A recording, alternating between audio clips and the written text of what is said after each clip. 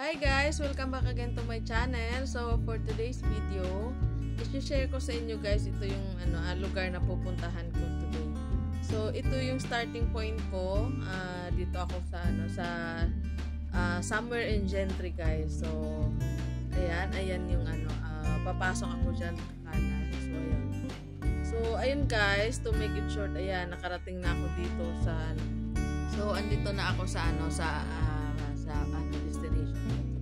So located siya guys sa Ternate, Maragondon. So ayan, isa sa mga tourist attraction dito sa lugar na to. So ayan, sinadya ko talaga siyang puntahan dito ng tourism kasi talagang maganda siya. So ayan, so finally nandito na rin ako. Ayan, so ayan yung bubungat dyan. Ayan, you need to register guys kasi may entrance fee na I think 150. So ayan, so tingin ko naman maging sulit kasi malawak yung area, tapos ayun marami kang pwede puntahan. Ayan yung entrance nila.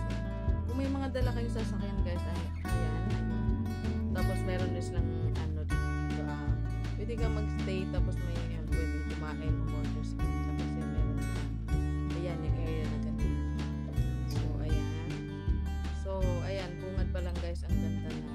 So I think maganda siya dito guys bandang hapon kasi yung nung dumating ako dito guys, ayan siya, medyo mainit kasi nga. So ayan na siya, ayun yung mga mangilan-ngilan na naabutan ko dito. So ayan yung nila Dagis. So ayan, pwede mag-picture.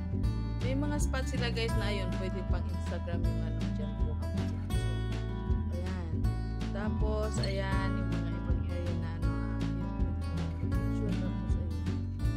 nature niya guys.